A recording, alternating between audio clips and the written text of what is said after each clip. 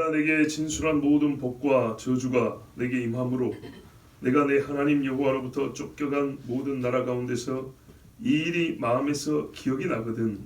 너와 내 자손이 내 하나님 여호와께로 돌아와 내가 오늘 내게 명령한 것을 온전히 따라 마음을 다하고 뜻을 다하여 여호와의 말씀을 청종하면 내 하나님 여호와께서 마음을 돌이키시고 너를 긍휼히 여기사 포로에서 돌아오게 하시되 내 하나님 여호와께서 흩으신 그 모든 백성 중에서 너를 모으시리니 내 쫓겨간 자들이 하늘가에 있을지라도 내 하나님 여호와께서 거기서 너를 모으실 것이며 거기서부터 너를 이끄실 것이라. 내 하나님 여호와께서 너를 내 조상들이 차지한 땅으로 돌아오게 하사 내게 다시 그것을 차지하게 하실 것이며 여호와께서 또 내게 선을 행하사 너를 내 조상들보다 더 번성하게 하실 것이며 내 하나님 여호와께서 내 마음과 내 자손의 마음에 할례를 베푸사 너로 마음을 다하며 뜻을 다하여 내 하나님 여호와를 사랑하게 하사 너로 생명을 얻게 하실 것이며 내 하나님 여호와께서 내 적군과 너를 미워하고 핍박하는 자에게 이 모든 저주를 내리게 하시니 너는 돌아와 다시 여호와의 말씀을 청종하고 내가 오늘 내게 명령하는 그 모든 명령을 행할 것이라. 내가 내 하나님 여호와의 말씀을 청종하여 이 율법책에 기록된 그의 명령과 규례를 지키고 내 마음을 다하며 뜻을 다하여 여호와 내 하나님께 돌아오면 내 하나님 여호와께서 내 손으로 하는 모든 일과 내 몸의 소생과 내 가축의 새끼와 내 토지 소산을 많게 하시고 내게 복을 주시되 곧 여호와께서 내 조상들을 기뻐하신 것과 같이 너를 다시 기뻐하사 내게 복을 주시리라. 아멘. 하나님이 말씀하신 저주라는 건 말입니다. 절대로 그냥 경고가 아니고 반드시 실제로 일어나는 재앙이자 형벌입니다. 하나님이 말씀하신 복은 기분만 좋게 하는 이 마음에 듣기만 좋은 말이 아니고요. 반드시 주시는 실제의 형통입니다. 하나님이 살아계시기 때문에 하나님이 하신 모든 일은 실제이고 하나님이 어제나 오늘이나 내일이나 동일하시기 때문에 하나님이 하신 모든 말씀을 언제나 말씀하신 그대로 이루어집니다. 하늘을 만드시고 땅을 만드셨는데 그 말씀의 능력이 여전하여 하늘도 땅도 그대로 있지 않습니까? 또 그 능력이기 때문에 옛 땅과 옛 하늘을 없앨 수도 있고 새로 만드시기도 하는 겁니다. 우리 몸에 피부로 복과 저주는 체감할 수 있고요. 눈으로 볼 수 있고 귀로 들을 수 있습니다. 눈을 감아도 마음의 평안과 불안이 복과 저주를 나타내고 눈을 떠도 이상한 것이 보이고 두려워하는 것들이 막 나타나고 이럴 때는 아하, 하나님께서 나에게 하신 말씀을 내가 지키지 않았기 때문이라는 것을 알 수가 있고 분명히 내가 잘못한 게 큰데도 불구하고 야, 일이 이렇게 될 수 있나 하고 정말 뜻밖의 좋은 일이 생길 때 이럴 때는 우리가 하나님이 나를 사랑하셔서 나의 허물에도 불구하고 이렇게 복을 주시는구나 꼭까지 우리가 깨달을 수 있습니다. 이거는 굉장히 우리의 보편적인 삶에서 나타내고 신앙의 상식에 속합니다. 신앙의 특별 케이스가 아니고 이 정도는 신앙의 상식이고 일상에 속합니다. 자, 이 백성들이 보세요. 내게 임함으로 네가 내 하나님 여호와로부터 쫓겨난 모든 나라 가운데서 복과 저주인데 그 중에 저주만요. 저주를 여지없이 받았죠. 복을 받아서 가나안 땅에 들어갔었는데 하나님을 버리니 저주도 꼭 고같이 보세요. 자기의 능력이 아닌 대로 약속의 땅에 들어간 것처럼 하나님이요 아무리 바둥바둥 쳐도 끌어내버립니다. 그렇죠? 끌어내버려. 그리고 땅이 개원해버린다 했습니다. 토해내게 한다. 롯이 은혜를 받으니까 어떻게 됐습니까? 천사들이 안 가려니까 잡아 끌어냈다 했어요. 하나님이 하시는 겁니다. 하나님이 살리려면 그렇게 살리시고 죽이려면 못 나오게 딱 그대로 밟아둡니다. 그러면 절대로 못 나오죠. 롯의 사위들은 보십시오. 그날 농담으로 여겼다가 그리고요 롯의 처는요 살짝 뒤로 갔다. 하나님의 경고를 우습게 여긴다니까요. 분명히 천사들이 뭐라 그러냐면 뒤를 돌아보거나 들에 머무르지 말고 그랬어요. 롯의 부인은 어쨌다는 얘기죠? 돌아보고 머물렀다는 얘기죠. 이렇게 아마도 싹 소금이 된 게 아니고 돌아보고 한동안 이러고 있었을 겁니다. 그러면 생각을 해보세요. 롯이나 딸들은요, 엄마를 데려가려고 뒤에 안 돌아봤을까요? 절대 돌아보면 안 돼, 엄마! 이랬을까요? 엄마 빨리 와! 이랬겠죠. 분명히 그랬을 겁니다. 그 정도의 하나님이 소금 기둥을 만들진 않았을 거예요. 근데 이 엄마의 마음이요, 롯의 처의 마음이 계속 저기 붙들어 있는 거죠. 그 몸이 싹 굳어오고 바로 돌이켜서 자기 죽을까봐 이제 도망을 갔겠죠. 자, 쫓겨난 상황입니다. 저주를 받아서 쫓겨났어요. 어젯밤에 한 말이니까 한 1년쯤 있다 일어날까? 아니에요. 어젯밤에 한 말, 오늘 아침에. 그렇게 일어납니다. 여기서 참 감사한 게 뭐냐면요, 기억이 난다는 겁니다. 우리가 정책 실패가 아니고 군사적인 힘이 약해서가 아니고 하나님이 쫓아내신 거구나. 하나님이 내가 죄를 지어서 내쳐버리신 거구나. 이것이 생각이 난다는 겁니다. 하나님 말씀에 이러이러한 말씀이 있는데 자기가 안 지킨 게요, 고스란히 생각이 난다는 겁니다. 우리가 실제로 그렇거든요. 남이 말할 때는 자존심 때문에 모른 척하고 기분 나빠서 모른 척하지만 혼자 있을 때 다 생각나고 다 생각나요. 그 잘 읽던 하나님 말씀도 어찌나 생략하잖아요. 몇 장 몇 절까지는 잘 몰라도 어느 성경에 어느 구절이 있다는 것 정도는 알아요. 그게 생각이 나요. 자기 양심이 압니다. 이게 얼마나 근데 은혜인지 모릅니다. 기억이 안 나면요, 내 행위를 돌이켜볼 만한 그 표준과 기준이 되는 말씀이 기억이 안 나면 어디로 돌아갈 수 있겠습니까? 그냥 이 자리에 머물러 있는 것이지 돌아갈 데가 없는 것이죠. 나침반 없이 광야에 뚝 떨어져 있는 거하고 똑같습니다. 말씀의 기억이 여러분 회개의 시작입니다. 생각의 돌이킴이 사망에서 생명으로의 돌이킴의 첫걸음입니다. 생각 보십시오. 내게 임한 다음에 이 일이 마음에서 기억이 나거든. 바벨론에 있는 사람에게만 생각난 게 아니고요, 쫓겨간 모든 나라 가운데 있어요. 포로로 끌려간 데가 바벨론만 아닙니다. 바벨론 물리고 페르시아 됐죠. 그리고 그 제국의 여러 지역들로 흩어졌습니다. 나중에 보세요. 독일이 유대인들 잡아주려 했더니 유럽 전역에 흩어져 있잖아요.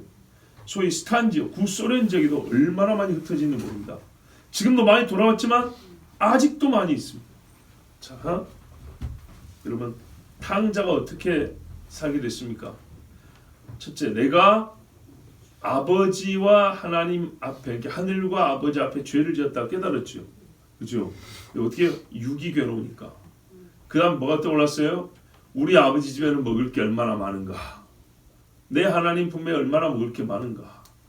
내가 아버지 밑에 있어. 그것이 못마땅했건만 사실은 아버지 밑에 있는 것이 모든 것이 풍요롭고 안전하고 복이었다는 걸 생각이 나죠. 아버지 집이 생각이 나요. 자기 죄가 생각이 나요. 그런데 뭐가 또 기억이 납니까? 우리 아버지는 내가 회개하고 돌아가면 받아줄 분이라는 거.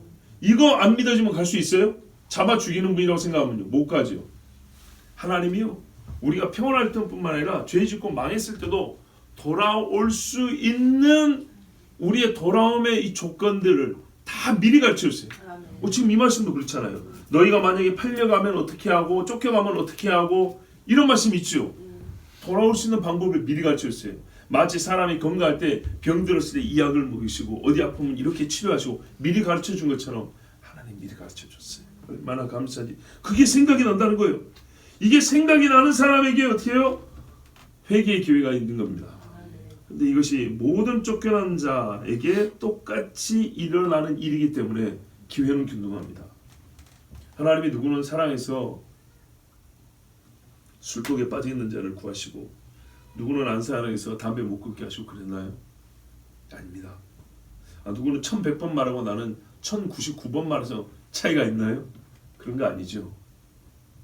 하나님이 똑같이 기회를 주세요. 지금 유대인들만 보다 그렇잖아요. 돌아오라 할 때 아프리카에서는 돌아오란 말을 못 들었습니까? 저기 북극 가까운 시베리아에서는 돌아오란 말 안 들리던가요? 잘 사는 미국에서는 안 들리고 못 사는 나라에서만 들리던가요? 아니죠. 전 세계 모든 곳에서 똑같이 들립니다. 하나님이 약속하신 조상들의 땅으로 돌아오는 소리가 똑같이 들립니다. 너와 내 자손이 내 하나님 여호와께로 돌아와. 내가 오늘 내게 명령한 것을 온전히 따라. 보십시오. 여기 돌아오는 뭐부터죠? 마음이죠. 생각이죠. 생각이 났어요. 그러면요, 내 죄를 짓고서도 내가 무슨 죄를 지었어 라는 이런 생각을 버리고요, 하나님 제가 죄를 지었습니다 라는 생각, 이게 하나님께 돌아오는 거죠. 먼저 마음을 돌이키고 그랬어요. 마음부터. 여러분, 야곱이 말이에요, 12아들 데리고 고향으로 돌아옵니다. 그렇죠? 근데 분명히 위험이 있어요. 형이 죽일 거라는 위험이 있어요. 근데 왜 옵니까? 삼촌 집에도 못 살겠다. 그럼 다른 데로 가면 되죠. 재산도 많겠다. 식구들도 많겠다. 식구가 많아서 불편함은 있지만 또 하나 그게 힘이란 말이죠. 적당한 장소에 가서 돈 많으니까 땅 좀 사가지고 자기 세를 넓히면 될 거 아닙니까? 안전하게. 형이 안 오는 대로. 근데 보세요. 우리가 믿음이 좋다 하지만 실제로 사람의 칼을 들고 서 있으면 믿음 좋다 그까지 갈 수 있겠습니까? 야곱에게는 현실적인 위협이었어요. 형이 진짜로 강력한 힘을 갖고 있는 그 동네 유지란 말이에요. 근데 나를 여전히 죽인다 그래요. 하나님과의 약속. 여러분, 우리가 교회 와서 예배 드린다 하지만 진짜 길목마다 사거리마다 강도가 서가지고 칼을 들고 있다면 올 수 있겠어요? 오늘은 못 가요. 이해해 주세요. 분명히 그러겠죠. 그러면 저는 또 말하겠어요. 아, 그럼요. 집에서 열심히 기도하십시오. 이러겠죠. 근데요, 뭐가 있다고 도대체? 그때 당시에 정해진 예배당이 있는 것도 아니에요. 그렇죠? 그런데 야곱은요, 돌아가겠다는 거예요. 뭐 때문에요? 하나님 앞에 약속한 것 때문에요. 베델에 와서 제단 쌓겠다고. 대단히 믿음이 좋은 사람도 아니었어요. 그런데 하나님이 약속한 걸 옛날에 꿈꿨던 거 기억하고 돌아가는 중이에요. 근데 그거 뭐 얼마나 대단하다고 목을 걸고 갑니까? 우리 일상생활 한번 생각해 보자고요. 뭐 그게 뭐 얼마나 중요하다고 내 새끼들 목숨을 걸고 가냐고요. 처자식이 몇 명이에요 지금. 근데 이 목숨을 걸고 내가 뭐 굳이 거기 막 강까지 건너가서 그래야 되겠습니까? 적당한 데 터잡고 살면 되지. 그러니까 우리가 언약 의식이 굉장히 부족하다니까요. 말로는 하나님 앞에 약속, 하나님의 언약 하면서 이거를 잘해야 개인 구원 정도로 자꾸 생각하는데 절대 그런 게 아니에요. 그 정도로 약한 의식이었으면 이스라엘이 지금 돌아오지도 않아요. 자기들이 있는 곳이 얼마나 편한데요. 그 중에 돌아오는 자가 많이 있었어요. 바벨론에 끌려갔을 때도 다 안 돌아왔어요. 왜? 바벨론은 이미 털을 잡았기 때문에 가기가 힘든 거예요. 요즘도 여러분 안 그렇습니까? 내 자식들 학교 다 다니고 있는데 이사 가기 쉽습니까? 애기 학교 옮기만 하는 것도 얼마나 어렵습니까? 어떤 집에는 유치원 옮기기도 어렵다는데 쉬운 이야기가 아니죠. 그런데 말입니다. 그놈의 약속이 뭐라고? 야곱 때 약속의 끄트머리까지 보는 것도 아니에요. 자기는 약속의 전 세대로 보면 10분의 1 세대 정도밖에 안 돼요. 소위 족장의 세대잖아요. 아브라함과 이삭과 야곱과 요셉까지. 예, 야곱까지는 완전 10분의 1 세대란 말이죠. 그런데 자기가 뭔 득을 보겠다고. 이게 바로 여러분, 우리가 하나님의 약속을 아무리 중하게 생각해도 실제로 믿음의 조상들만큼 중하게 생각하지 못한다는 증거. 잃을 것이 훨씬 많아요. 그런데 갔어요. 하나님도 그러잖아요. 내세우는 조건이 이거밖에 없나요? 돌아오기 하리라. 돌아오기 하리라. 어떤 일 안 간다 그러는데, 그런데 하나님 꼭 돌아오게 하겠대요. 왜요? 사람 눈에 보이는 육신적인 것만 보이지만 하나님은 이 땅에 돌아왔을 때 얻을 수 있는 영적인 복을 준비하고 계시기 때문이죠. 자, 돌아오는데 마음을 먼저 돌이키려고 했어요. 마음을 다하고 뜻을 다하여 여호와의 말씀을 청종하면, 여러분, 유대인들 말이죠. 야곱 이야기도 있지만 온 식구가 다 돌아옵니다. 집단입니다. 절대 개인 단위로 말하지 않습니다. 여기 말했어요. 내 자손이 내 하나님 여호와께로 돌아와 그랬어요. 아버지가 회개하면요, 반드시 아들한테도 회개하라고 명을 내려야 됩니다. 엄마가 기도하면요, 딸 너도 기도해라 이렇게 해야 됩니다. 내가 기도하면 네가 알아서 해. 절대로 세상에 그런 교육이 어디 있어요? 왜 신앙교육만 그렇게 하죠? 그런 교육은 없어요.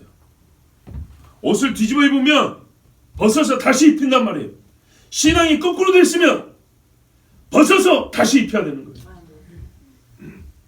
내 자손이 하나님 여호와께로 돌아와 아버지하고 똑같이 손을 잡고 갑니다. 여호사밧 때 온 식구가 앞에서 기도하는 것처럼 똑같이 갑니다. 그러면 나중에는요, 부모가 늙어서 못 걸을 때 자식이 없고라도 예배당 가는 겁니다. 아멘. 그렇지 않으면 어떻게 돼요? 엄마 그냥 집에 계시오. 나 그냥 얼른 그냥 간단히 예배 들고 올라니까 이렇게 되는 거예요. 간단히 빨리 엄마는 집에 계시고. 그런데요, 믿음이 제대로 막히면요 업고 갑니다. 휠체어 밀고 간다고요. 옆에서 성경 찬송 찾아주고요, 돋보기 씌워주고요. 여러분, 어느 게 아름답습니까? 어떻게 가르치냐의 문제예요. 내가 하나님 앞에 돌아올 때 반드시 자손이 같이 돌아야 돼요. 10년 있다 돌아오는 게 아니고요, 내가 오늘 예수 믿었으면 바로 자식에게 가르쳐야 되는 거예요. 아멘. 먹을 거는 만난 거 있으면 그 자리에서 싸잖아요. 근데 말씀은요, 복음은요, 너무 시간을 텀을 많이 둡니다. 늦어요. 반드시 늦어요. 그리고 하나님이 자식을 통해서 부모가 뭐가 잘못된지를 가르쳐줍니다. 안 통하는 게 있어요. 안 들어가는 게 있어요. 그거는 자식의 마음도 완악하지만 내가 전하는 자, 가르치는 내가 죄가 있거나 흠이 있기 때문에 안 들어가는 거예요. 그렇지 않습니까? 그러면은요, 부모도 자기 자신을 돌아보고 고칠 수가 있어요. 요 근래 몇 번 반복이 말씀드렸어요. 부모만 자식에게 신앙을 전수하는 게 아니라고요. 부모도 자식이 거울이라 보고 내 신앙이 뭐가 잘못됐는지, 내 인격이 뭐가 문제인지 본다니까요. 똑같거든요. 아무리 다르다 해도요, 부모 자식이 세상에서 제일 많이 닮았어요. 그렇죠? 별개의 독립 인격체지만 나하고 제일 닮은 사람은 내 자식이고 나하고 제일 닮은 사람은 내 부모예요. 부모 자식까지 제일 닮았어요. 그렇기 때문에 다른 사람을 보고 자기를 돌아볼 일은 없어요. 보면 알아요. 특히 남의 집에 가보면 알아요. 그죠? 내가 남의 집에 가면요, 입장 바꾸면 똑같아요. 남도 우리 집 왔을 때 똑같이 보는 거예요. 똑같네 그래요. 서로 다르다고 해봐야 이거는 잘생기냐 못생기냐 문제지, 그 속의 영성과 인성은 똑같아요. 자, 여러분, 내 자손이 하나님 여호와께로 돌아와 내가 내게 명령해서 온전히 따라 그랬어요. 하나님께로 돌아올 때 반드시 부모는 자식을 데리고 가야 됩니다. 외형으로만이 아니라 마음을 다하고 뜻을 다하여. 다한다는 게 뭡니까? 정말로 다한다는 게 여호와의 말씀을 청종하여 귀에 가득 채워 존경하여 존중하여 듣고. 여러분, 하나님 말씀 장난 아니죠. 하나님 우리에게 장난 안 칩니다. 사람도 하나님 앞에 절대 장난하면 안 돼요. 임시변통이라는 게 없어요. 하나님이 영원하기 때문에 하나님 말씀도 영원하지요. 하나님을 향한 인간의 어떠함도 영원한 거예요. 임시변통이라는 건 없어요. 하나님의 얼굴을 보고자 한다면 내가 이전에 얻고 있던 반하나님적 것은 잠시 끊는 게 아니고요, 단방에 다 끊어야 되는 거예요. 몸이 안 좋으니까 술 한 이틀 덜 먹고 한 일주일 끊지 뭐, 이거하고 다른 거예요. 오늘 밤에 죽으면 어떻게 하려고요? 정말 자신 있습니까? 오늘 밤을 넘길 자신 있냐고요? 모르는 일입니다. 꿈에서 또 꿈을 꾸면은 꿈에서 못 벗어날까봐 얼마나 두렵습니까? 근데 그 꿈을 꾸고 난 다음에 사람은 아무리 무서워도 하루 지나면 다 잊어버립니다. 꿈의 시효는 하루밖에 안 돼요. 금방 잊어버려요. 왜? 하루 동안 살면서 눈에 보이는 것 띄고 귀에 들리고 거기에 마음이 끌리기 때문에 잊어버립니다. 근데 하나님 말씀은 그렇게 하는 게 아닙니다. 성경에 분명히 있어요. 여러분, 오늘 밤에 창고 짓고 여기다 쌓아둘까 저기다 쌓아둘까 그랬죠. 근데 그 사람은요, 자기 건강이 안 좋으면 그런 생각이 어려웠을 겁니다. 건강도 좋았다는 얘기죠. 그런데 하나님 뭐라 그래요? 그게 뭔 소용이냐? 오늘 밤에 싹 데리고 가면. 우리 스스로 이런 생각을 자주 해보면 하나님 앞에 조금 더 겸손할 수가 있습니다. 믿음이 없는 게 아니에요. 기분 나쁜 생각이 아니에요. 여러분, 우리가 제일 자신한 게 뭐냐면 실제 일어난 일들이잖아요. 실제 있는 일들. 실제 있는 일 아닙니까? 이 땅에 70년 전에 전쟁이 실제로 있었고요. 우리나라 일본에게 식민지생활도 실제로 있었고요. 보릿고기도 실제로 있었고요. 그렇죠? 다 있었던 일입니다. 각 개인에게요, 오늘 밤에 못 넘기고 죽은 사람도 여러 번 있었습니다.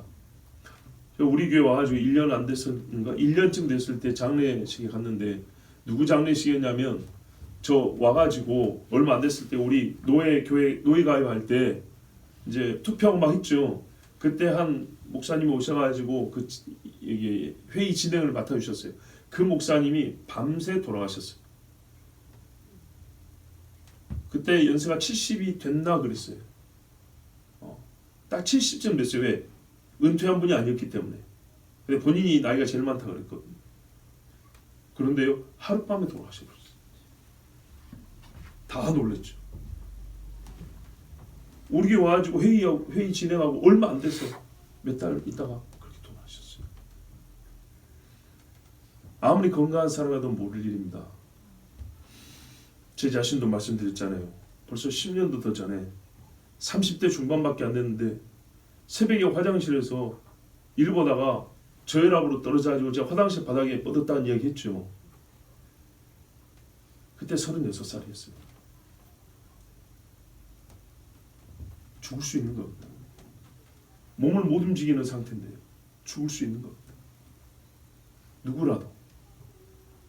우리 식구들 바로 2-3m 앞에 자고 있었습니다. 2-3m 앞에 자고 있는데 목소리가 말이 안 나오면 어떻게 하겠습니까? 모를 일입니다. 사람의 생명 죽고 사는 것은 아무도 모릅니다. 하나님 장난한 적이 없습니다. 하나님 앞에 우리도 절대로 장난으로 가볍게 임시변통으로 하나님 말씀 그렇게 듣고 그렇게 받아들인 거 아닙니다. 밤에 잘 때 시편에 다윗이 뭐라 했어요? 내가 눕고 자고 깨었으니 여호와께서 나를 붙드심이로다. 아멘. 여호와께서 붙드시 아니하시면 하룻밤도 살 수 없는 게 사람이에요. 하나님께로 돌아올 때 그러니까 어떻게 해요? 마음을 다하고 뜻을 다하고 여호와의 말씀을 청종하라고 했어요. 하나님을 사랑함이 모든 삶의 국면에 나타나야 돼요. 그리고 자녀들도 함께 여호와께로 돌아올지요. 이 아이들이 언약 안에 머무르도록 가르쳐야 돼요. 그 뜻이 마음의 생각이 하나님 밖에 넘어가지 아니하도록 계속 그렇게 가르치면서 본토로 돌아오는 겁니다. 자, 페르시아에서 출발했어요. 예루살렘까지 가는 길에 뭘 가르치냐 이 말이죠. 아브라함이 집에서 번제드리러 하나님 앞에 모리아산까지 가면서 3일 동안에 이삭에게 무슨 말을 했냐 이 말이죠.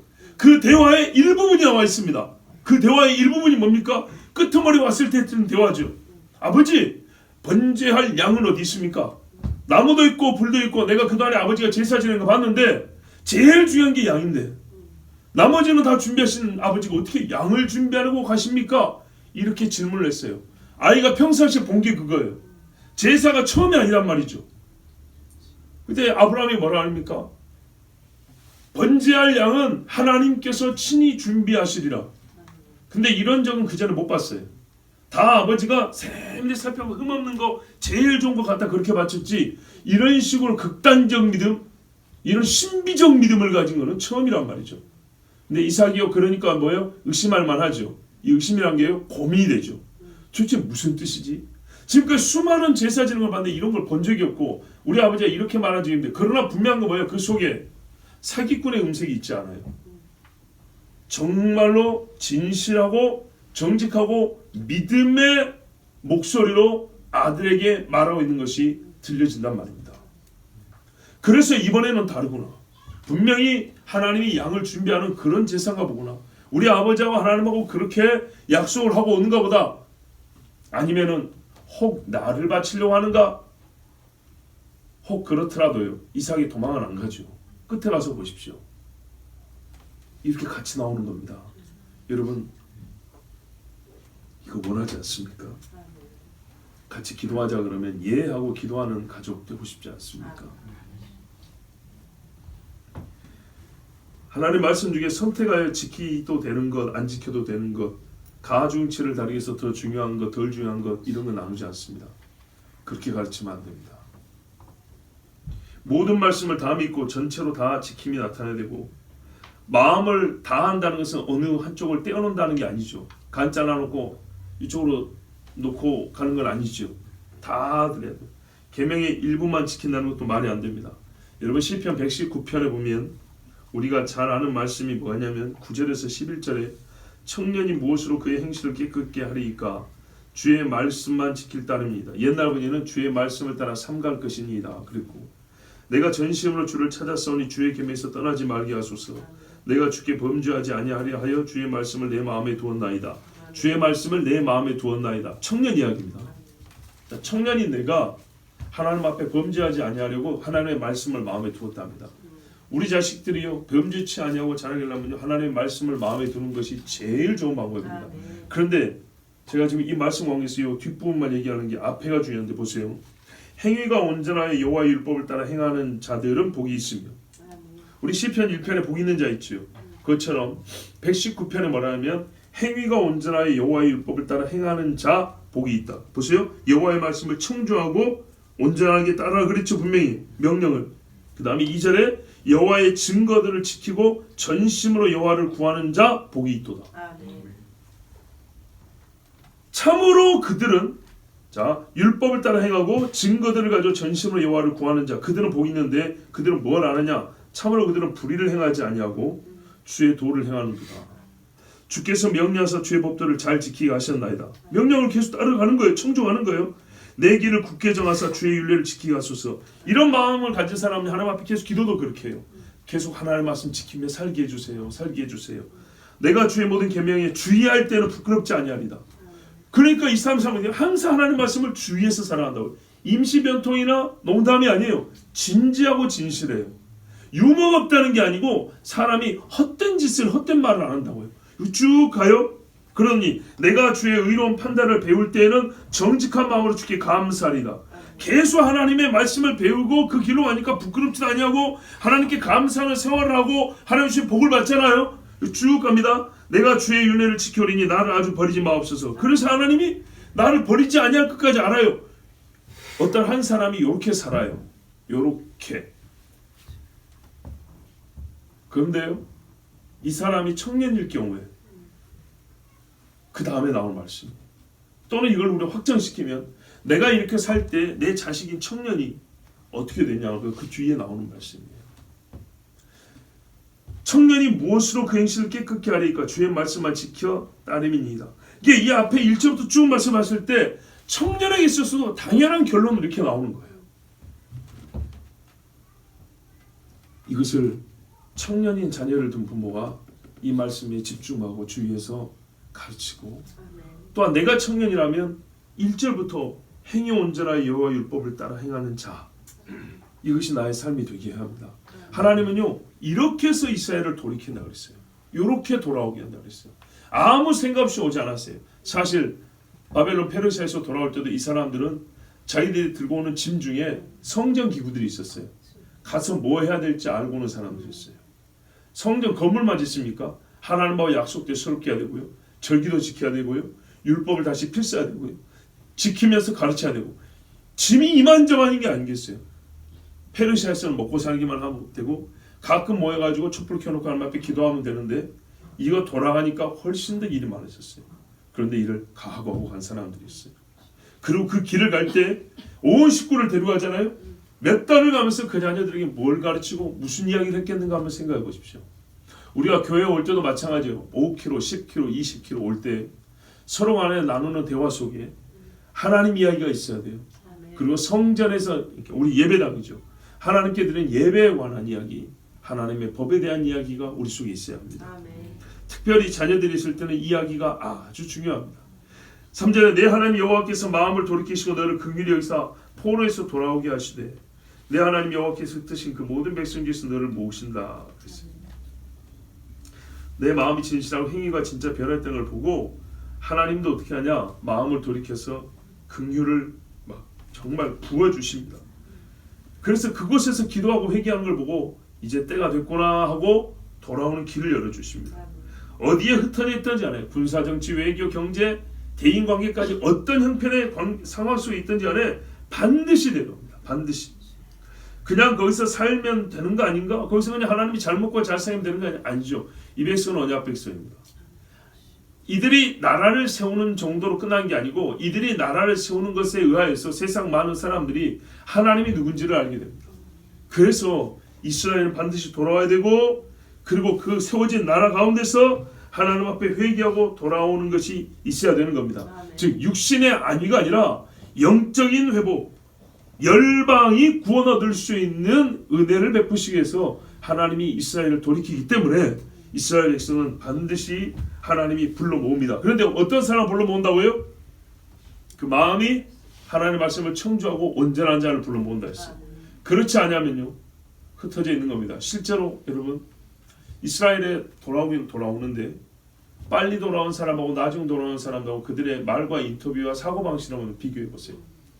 다릅니다. 일찍부터 온 사람들은요, 세상에서는 시온이지 무슨 시온주의 말하지만 그거는 그들의 표현이고 정말 순수한 사람도 있어요. 옛적 다윗 언약과 아브라함 언약을 생각하고 우리는 돌아가야 된다. 그런 마음이 있는 사람은 여러분 오겠습니까? 안 오겠습니까? 오지요. 나라가 세워지기 오매불만 기다렸다가 신속하게 들어와서 뭐합니까? 척박한 땅을 개척했어요. 옛날에 바벨론으로 돌아온 것처럼. 그런데요, 다 갖춰놓고 지금 선진국이 되어도 안 오는 사람들은요, 약속의식이 없어요. 선민의식은 있는데 언약의식이 없어요. 우리가 하나님 앞에 택함받은 자들이라는 이런 쓸데없는, 왜? 언약이 없으니 그 쓸데없는 것밖에 안 되죠. 바리새인 같이. 네, 언약의식이 있는 사람일수록 빨리 돌아오고요. 돌아와서 자기들이 할 일을 하고 있어요.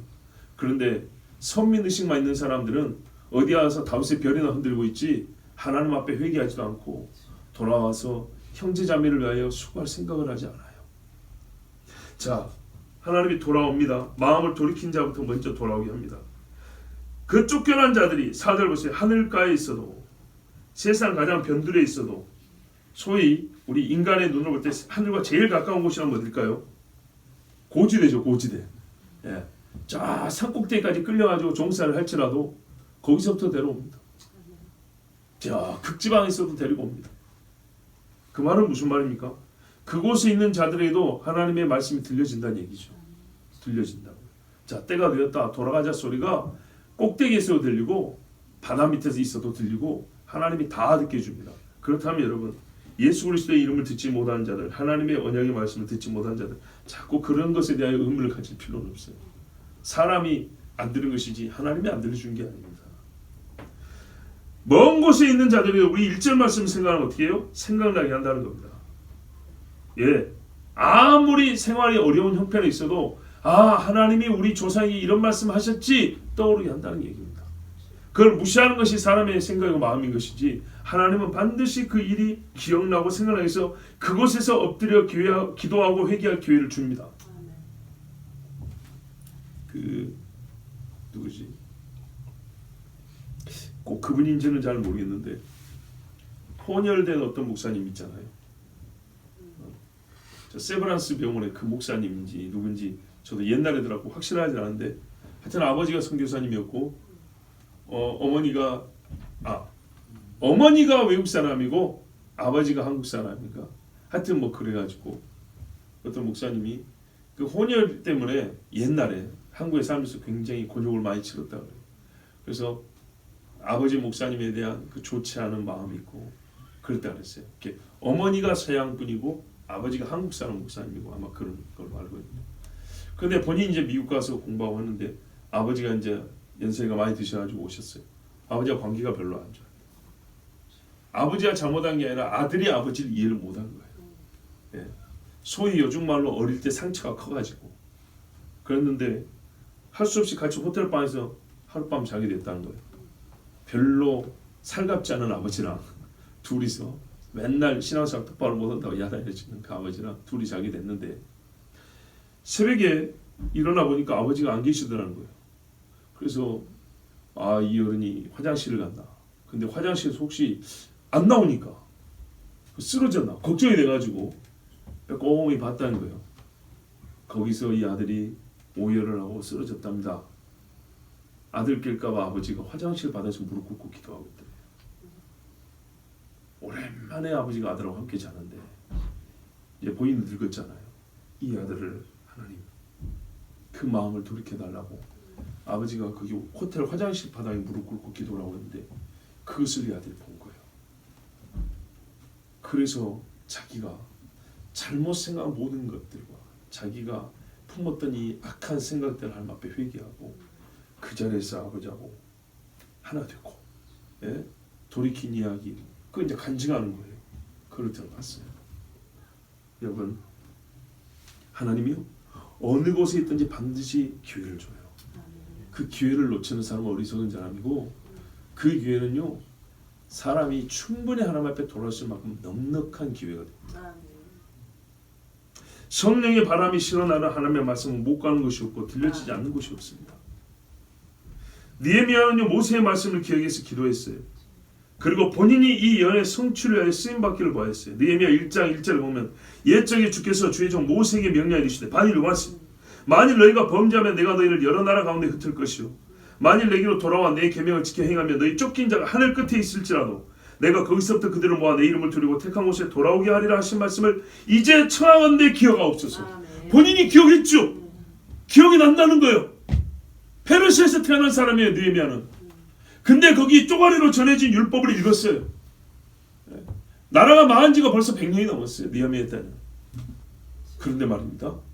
페르시아에서 태어난 요즘 이미 3세쯤 되는 사람이 얼마나 하나님의 말씀을 받든지 모세의 말이 기억이 나서 하나님 앞에 기도를 했는데 뭐라 그래요?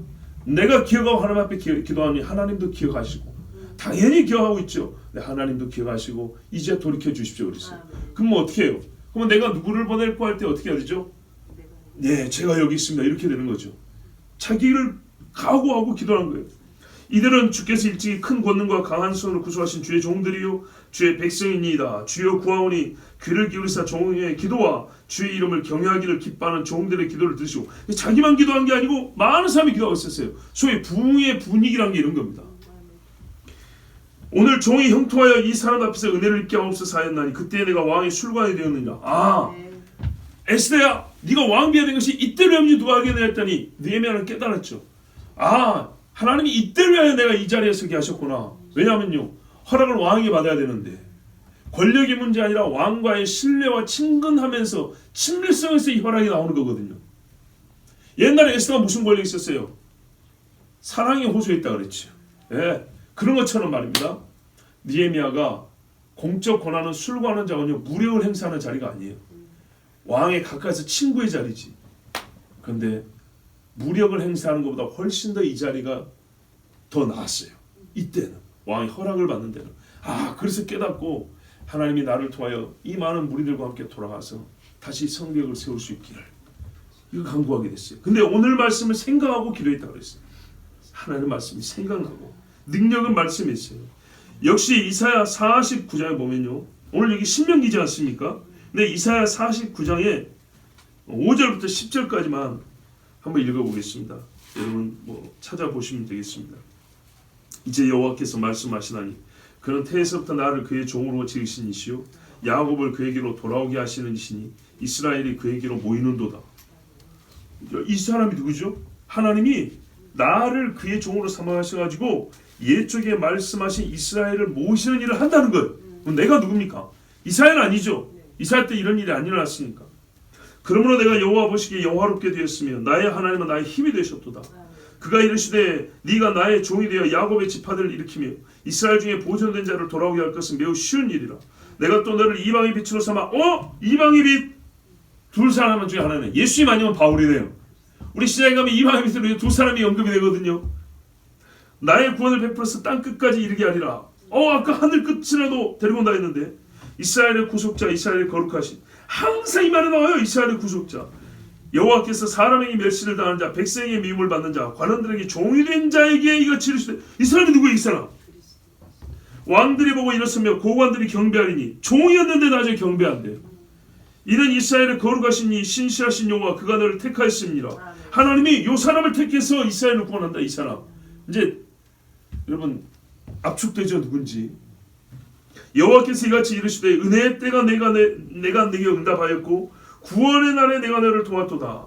내가 장차 너를 보호하여 너를 백성의 언약으로 삼으며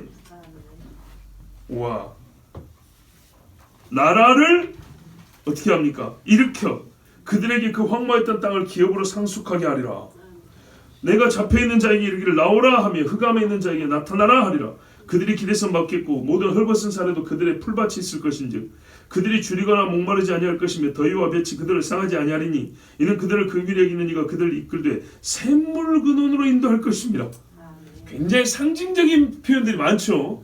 누구를 가리키며 어떤 때를 말하는 것인지 금사할 수 있겠죠. 궁극적으로요 이 신명기 말씀이 이사야에 의해서 더 확장되고 굳혀야 됩니다. 그리고 느헤미야에 이르러서 이 말씀의 부분적 성취에 있던 줄 알고 하나님 내가 기억하오니 하나님도 우리를 기억하셔서 그 말씀대로 이루어 주십시오 했어요. 그런데 역시 느헤미야는 이 말씀의 완전한 성취자가 아닙니다. 그렇죠? 그럼 이 사람이 누군가요? 그래요. 예수 그리스도죠. 예수님이 다시 임하실 때 있을 일입니다.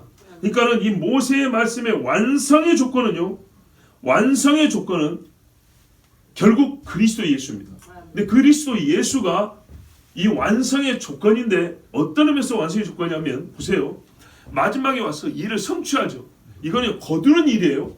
근데 조건이라는 건요. 땅을 갈고 씨를 뿌려야 되지 않겠습니까? 요 일이 뭐냐면 예수님의 죽으심이에요. 왜냐하면 여러분 회개는 근거가 있어야죠. 그렇죠? 회개는 뭐에 기대어서 뭐에 의지하여서 우리가 죄사함을 받는 겁니까? 예수 그리스도의 보혈의 피입니다. 그렇죠? 그래서요. 와, 죄인 이스라엘에게 하나님께 용서받을 근거를 마련하시고 하나님이 자기 백성을 부르실 의의를 충족시킨 요 일을 예수님이 하시고 가셨어요. 그래서 하나님은 어떻게 합니까?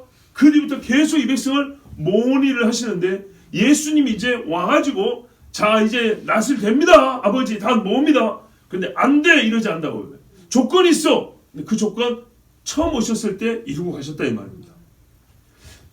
자, 이 말씀이 이해가 돼야 되는데 여러분 성령께서 대제사장 가야바의 입을 통해 하신 말씀이 있어요. 가야바 본인은 뭔 말을 하는지 몰랐어요. 근데 성령은 대제사장의 권위를 쓰셔서 백성들에게 예언의 말씀을 주셨어요. 그게 뭐냐? 요한복음 11장 50절을 보면 이렇게 되어 있습니다.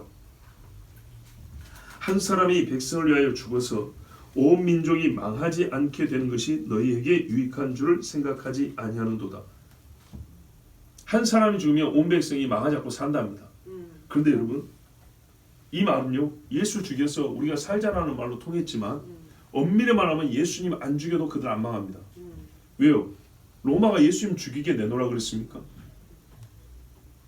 예수님 안 죽이면 빌라도가 유대인들 다 쳐 죽여버린다 그랬습니까? 아니죠. 빌라도는 오히려 예수님 살리려고 했던 사람이에요. 그러니까 가야바의 말은 전혀 앞뒤가 안 맞는 소리예요.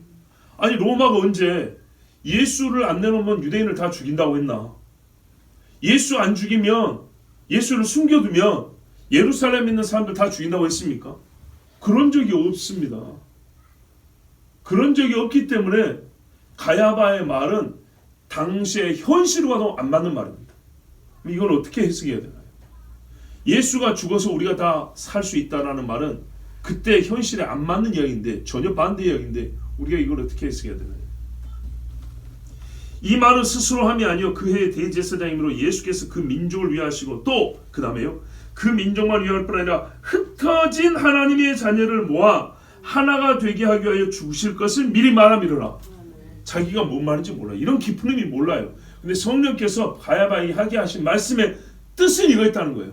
한 사람이 죽어 우리가 다 안 망하는 게 뭔 말이야 했더니 실제로 로마가 지금 죽이려고 해서 그런 말을 한 게 아니고 그 깊은 의미가 있는 뜻인데 그게 뭐냐고요? 흩어진 하나님의 자녀들을 그 사망에서 모으는 일에 예수의 죽음이 필요했다고 말입니다.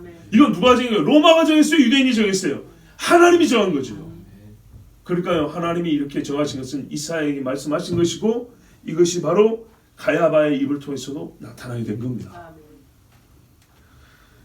자 이렇게 해서 돌아오면 백성들이 돌아와서 들어가는 땅은 어떤 땅이냐면 차지한 땅이라고 되어 있어요. 5절에 보면 내 조상들이 차지했던 땅이고 너희가 그 땅을 차지한다는 거예요. 자 세를 들어서 산다는 얘기가 아닙니다. 다른 나라의 통제를 받는다는 뜻도 아닙니다. 본인들이 주권 국가로서 독립적인 삶을 산다는 얘기죠. 자, 이스라엘이 돌아와서 지금 어떻게 살고 있습니까? 남의 땅에 새들어 사는 거 아니죠. 네, 남이 다스리는 거 아니죠. 지금 본인들이 다 다스리고 있고 더 다스리겠다고 하고 있죠. 그리고 하나님은 어떻게 했냐? 선을 행하사 좋은 일을 주셔서 네 조상들보다 훨씬 더 번성하게 하신다 그랬습니다. 풍요롭게 하고요. 먹을 것이 넉넉하고 안전하고 자녀들도 수가 늘어가고 조상들의 날보다 더 좋게 한다 그랬어요. 실제로 우리가 지금 보고 있는 중이죠. 보고 있어요. 많은 외세 침입이 있어도 이겨내고 있어요. 나라가 세워진 이후로 지금까지 진 적이 한 번도 없습니다. 지금도 이기고 있습니다. 엊그제 주일날 말씀드린 대로 위기가 있을 것이지만요, 결국엔요 망합니까 안 망합니까? 안 망한다니까요. 망하면 전쟁이 이어질 필요가 없다고요. 안 망한다고요. 망하기 직전까지는 갑니다. 이제 끝났는가 보다까지는 갑니다. 그럼 그때는요 예수님 오셔가지고, 왜? 성경에 분명히 그랬어요. 한 번 드리고 오면 여기서 영원히 살게 한다 했기 때문에 다시 망하는 일은 없어요. 그 중에 일부가 죽고 그 중에 일부가 다시 쫓겨나고 그 중에 일부가 상하는 일이 있지만은 나라가 다시 뽑히지 않는다 그랬다고요. 자, 여러분, 영의 돌이킴, 영의 잘됨은요 반드시 유계복으로 나타나고 정서적이고 심리적인 만족과 안정으로 그 열매가 나타나게 되어 있습니다. 순서가 어떻게 되는가 보세요. 뭐가 먼저인가 보세요. 너희는 마음을 돌이켜부터 시작합니다. 그렇죠? 하나님의 말씀을 청종하면 여기서부터 시작합니다. 그리고 우리 5절까지밖에 안 봤는데 너희 조상들 때보다 훨씬 낫게 해준다. 그럼 조상이 어때죠? 최고 좋을 때 다윗과 솔로몬 때를 생각해 보세요. 그때보다 더 낫게 해준다 그랬어요. 근데 이 말씀이 틀린 게 아니라 나중에 에스겔서에 가면 어떻게 되냐면 이스라엘의 새 영토의 경계가 나옵니다. 새 영토의 경계가 나오는데 저를 잠깐 봐보세요. 어떻게 되냐면 솔로몬 때는요 제일 영토가 넓었죠. 영토뿐만 아니라 지배 영역이 넓었어요. 근데 그게 약간 길쭉하게 돼 있어요. 쭉 지금 나라도 길쭉하게 생겼는데 저 밑으로 전대하고 위로 올라서 길쭉하게 생겼는데 에스겔에 나오는 건 어떻게 하면 시루떡처럼 돼 있어요. 시루떡처럼. 지금은 보면 지파가 아주 임의적으로 쪼긴 것처럼 막 모양이 희한하죠. 그런데요 나중에는 에스겔을 보면 어떻게 하면 위에서부터 하나씩 하나씩 이렇게 땅을 나눠준다 돼 있어요. 재밌죠? 넓어요. 옆으로도 많이 넓어요. 그러니까요 다시 좁혀지거나 줄거나 없어지거나 하지 아니하고 하나님의 약속은 더 넓은 땅으로 더 온전한 형편으로 인도한다고 했습니다. 순서, 인과관계 여러분 꼭 보십시오. 절대로 이것이 달라지지 않냐고 바뀌지 않습니다. 하나님께 돌아감이 복의 근원입니다. 이것을 바꾸려고 하거나 무시하는 것은 기록된 저주를 받는 것이고 죄가 되어서 반드시 그 대가를 치르게 됩니다. 여러분 이후에 6절 이후의 말씀은 다음 시간에 다시 전하도록 하겠습니다. 오늘 이 시간에 함께 기도하겠습니다.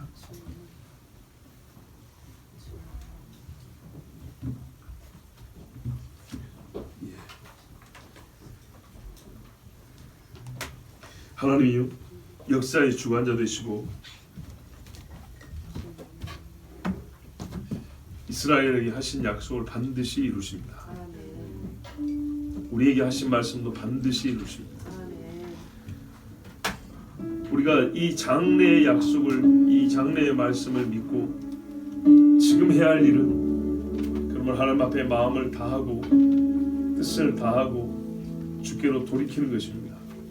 하나님에서 멀어진 우리의 생각이나 우리의 언어나 우리의 행실을 주님께로 돌이키는 것이 우리 해야 할 일입니다. 하나님 아버지,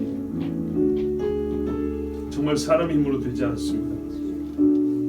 느헤미야가 기도했고 그 세대 사람들이 간절히 구했던 것과 같이 우리의 마음을 돌이켜서 하나님 앞에 뜨겁게 해주시고, 아버지 어쩌다 한번 불받는 것이 아니라 계속 주님 앞에 뜨거운 온도를 유지하는 우리의 신앙이 되게 하여 주시옵소서. 우리 주여 한번 물기도 하겠습니다.